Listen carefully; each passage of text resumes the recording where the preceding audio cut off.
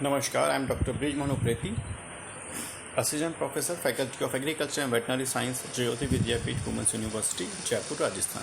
So today's our topic is sludge is treatment and its removal from the surrounding area. So let's start with the brief introduction of sludge.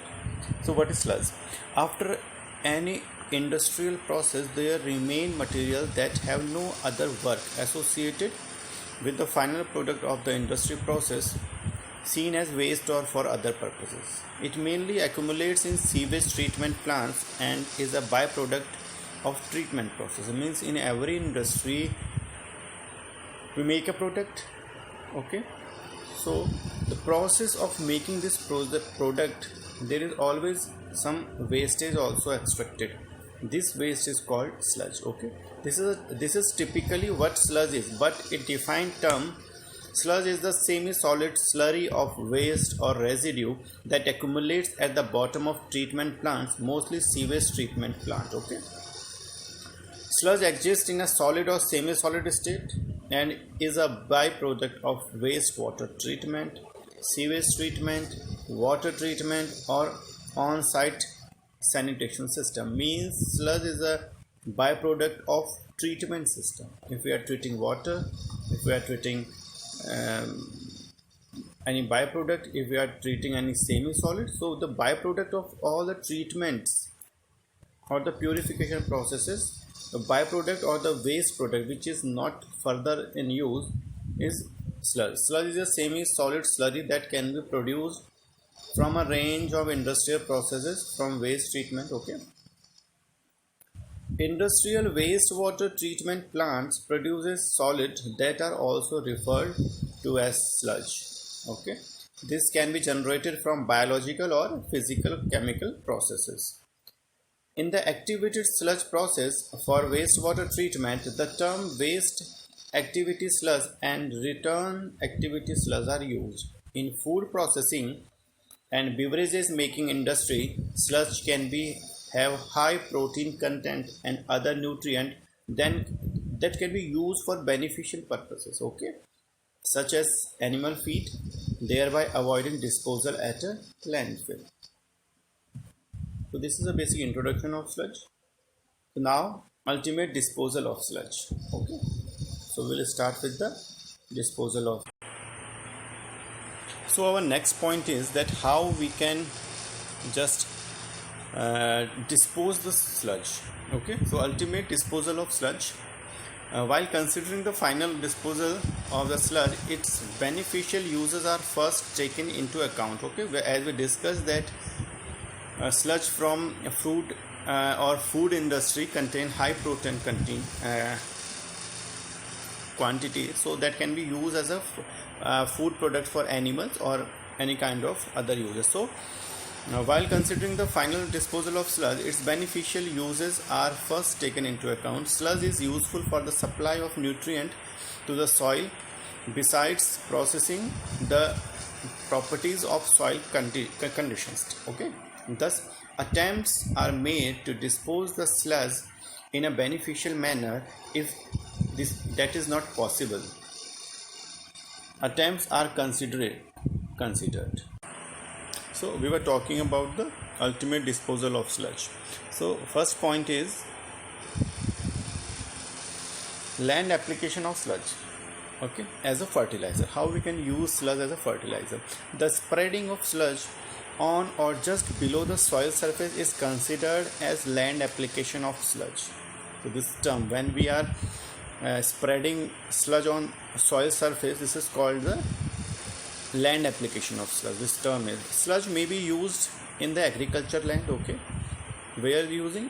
Number 1, agriculture land. Number 2, forest land. Number 3, dedicated land disposal site, okay? Land disposal site. So 3 sites we can use sludge as a fertilizer.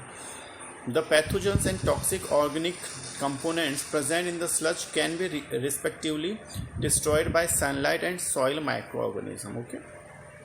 When we will spread our sludge material on the soil, the direct sunlight will be on that sludge and toxic chemicals and the basic pathogens like fungi, bacteria, or algae kind of, which the pathogenic substance will be die by the sun radiation.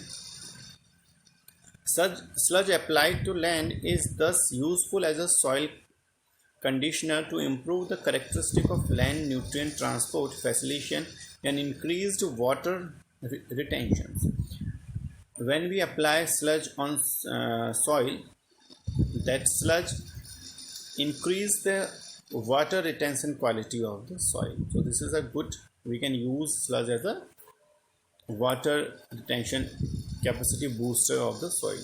Thus sludge can be replaced the expensive fertilizers. The quantity of organic material and the pathogens must be reduced before the sludge is application on the land. A high content of organic matter will result in offensive odor while the pathogen spread diseases. There are in fact regulatory requirement to control pathogen of sludge by various means. Okay. So distribution and marketing. Distribution and marketing of sludge for beneficial purpose is gaining importance in recent years. It is estimated that about 10 to 20% of the total sludge produced is utilized in this work. Okay. The marketed sludge is used as substitution for topsoil and peat on parks, lawn, golf course, and in ornamental and vegetable gardens. So it used as a top layer in park, lawn, golf course, ornamental or vegetable gardens. So okay, sludge is a very important part. Now we are getting the point that sludge is a very important part.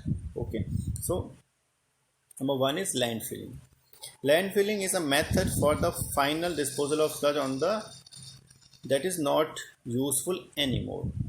The sanitary landfill method is most suitable for the disposal of solid domestic waste. This involves a low-cost anaerobic technology. In this method, the sludge or solid waste are deposited in low-lying and low-value site. The deposition is done almost daily, and the deposits are covered with the layer of soil. Okay. So, what is the method? Basically, there is a soil surface. We dispose a sludge, then soil, then sludge, then soil. So we are layer by layer, we are covering it, and slowly with the help of microorganism and sunlight, that sludge will be beneficial, or that will improve the water retention capacity of soil. Okay, this is the one method. Second is logging. A lagoon is a shallow lake. Okay, a lagoon is a shallow lake usually located near in a river or a sea. This is a river, this is a sea. That lagoon is a side portion. There is a lake which is nearby a river or a sea. Lagoon is a convention method of sludge disposal if the treatment plant is located at the remote places. In logging, the sludge is stabilized by anaerobic and aerobic decomposition, which is accompanied by release of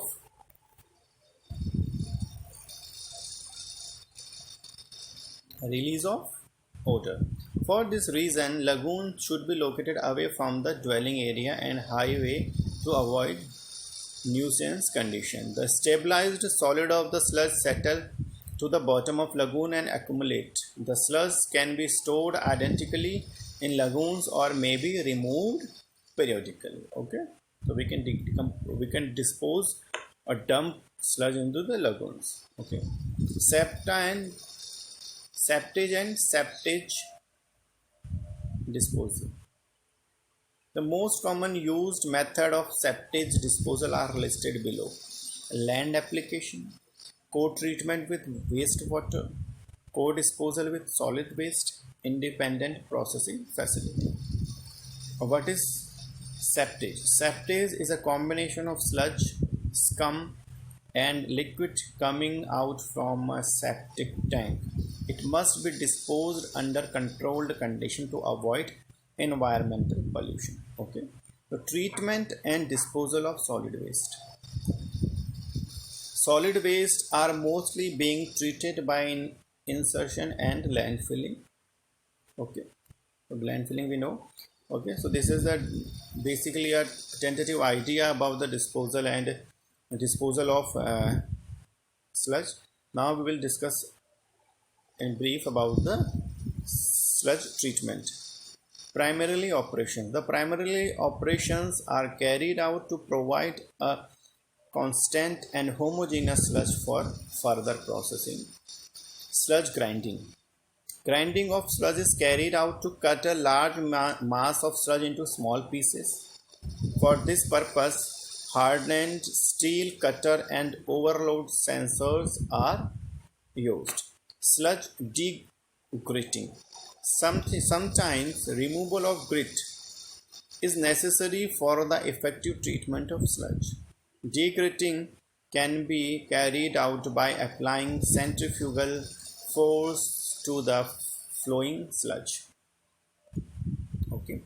Sludge blending. Sludge produced in primary, secondary and tertiary. What is primary, secondary and tertiary? Treatment is mixed to produce a uniform mixture. And how we can store sludge, because we are using sludge in many beneficial works also. So how we can store sludge? Storage of sludge become necessary when the processing unit are not in operation. When the processing unit are not in operation, so what we need to store the sludge. So how we can store? Short-term storage of sludge is accomplished in setting tank, while for long-term storage, especially designed tank have to be used. There are special kind of tanks in which we can store the sludge. Sludge thickening. Okay, sludge thickening is also or concentration. The solid content of the sludge is variable and may range from 0.5 to 12%. It is necessary to concentrate the sludge by removing some amount of liquid. Physical methods are employed for the sludge thickening. We will remove water and then we can just store sludge in a thick form. Okay, gravity thickening, there is a process. Floating thickening, centrifugal thickening, rotatory drum thickening, heat treatment. Anaerobic sludge digestion.